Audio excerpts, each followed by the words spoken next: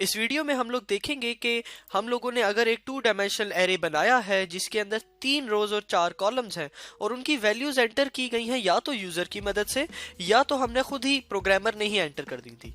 अब हमने उस एरे को प्रिंट करवाना है, तो इसको हम लोग प्रिंट कैसे करवाएंगे आइए देखते हैं। इस टाइम हम लोग मौजूद हैं अपने एक प्रोग्राम के अंदर जो कि हमने इससे बिल्कुल पिछली वाली वीडियो में देखा था। उस वीडियो में हमने देखा था कि अगर हमने एक यूजर की मदद से वैल्यूज को इनपुट करके एक 2 डायमेंशनल एरे बनाना हो तो वो कैसा था कि ये काम हम लोग कर सकते थे 2 फॉर लूप की मदद से। हमने 2 फॉर लूप्स का इस्तेमाल किया और उनके अंदर हमने लिखा कि enter the value for row I and column J और उसकी वैल्यू को एरे के अंदर सेव करवा लिया। इस चीज को अगर एग्जीक्यूट में जाके कंपाइल एंड रन करके देखें तो कुछ इस तरह की आउटपुट आती है कि पहले हमने 5 एंटर कर दिया, फिर 6 एंटर कर दिया, 7 एंटर कर दिया, 2 एंटर कर दिया और ये तमाम इसी तरह वैल्यूज जो हैं एंटर होती रहती हैं।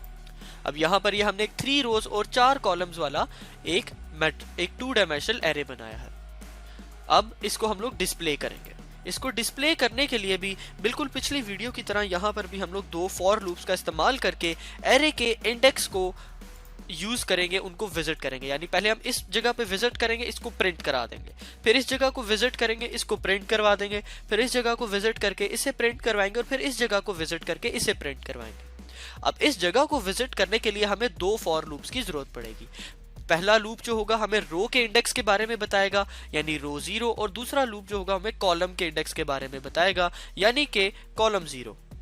जो पहला फॉर लूप होगा रो के लिए जो इस्तेमाल हो रहा होगा वो 0 से स्टार्ट होकर 2 तक जाएगा और दूसरा फॉर लूप 0 से स्टार्ट होके 3 तक जाएगा। तो आइए इस चीज को लिखते हैं। Int i is equal to 0 से स्टार्ट होके कहां तक जाएगा, 3 रोज हैं तो स्मॉलर देन 3 यानी कि 2 तक, तो यहां पर हम लोग स्मॉलर देन 3 लिख देते हैं। फिर उसके बाद ये i प्लस प्लस हो जाएगा यानी पहले इसकी वैल्यू 0 होगी, फिर प्लस 1 होके 1 हो जाएगी और फिर प्लस 1 होके 2।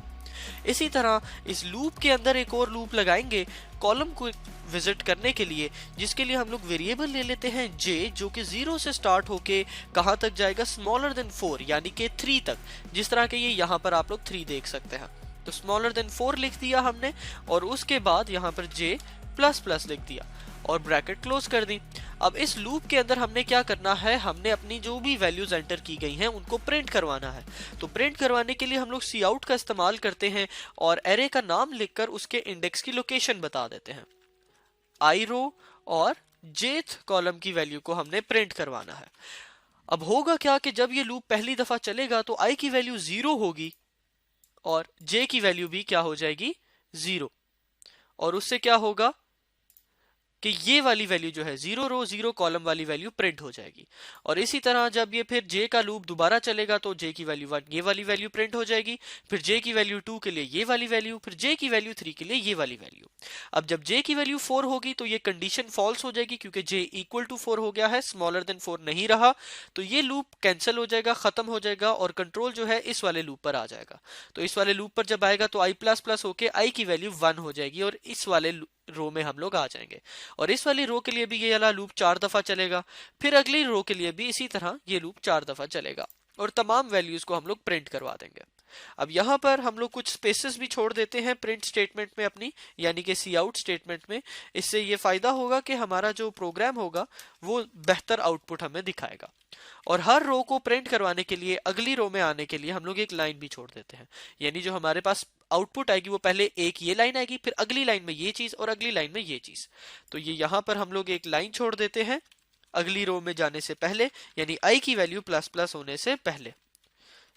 एंड एल की मदद से हमने ये लाइन छोड़ दी। इसको कंट्रोल एस करते हैं और एग्जीक्यूट में जाके कंपाइल एंड रन करके अपने प्रोग्राम को रन करते हैं। फॉर एग्जाम्पल हमने पहली वैल्यूज एंटर की और ये कुछ वैल्यूज जो थी एंटर कर दी। यहाँ पर आप लोग देख सकते हैं कि लोकेशन पूछी जा रही है, enter the value for row 1 and column 2। ये प्रोग्राम हमने किस तरह किया था इसको आप काफी डिटेल में इससे पिछली वीडियो में जाकर देख सकते हैं।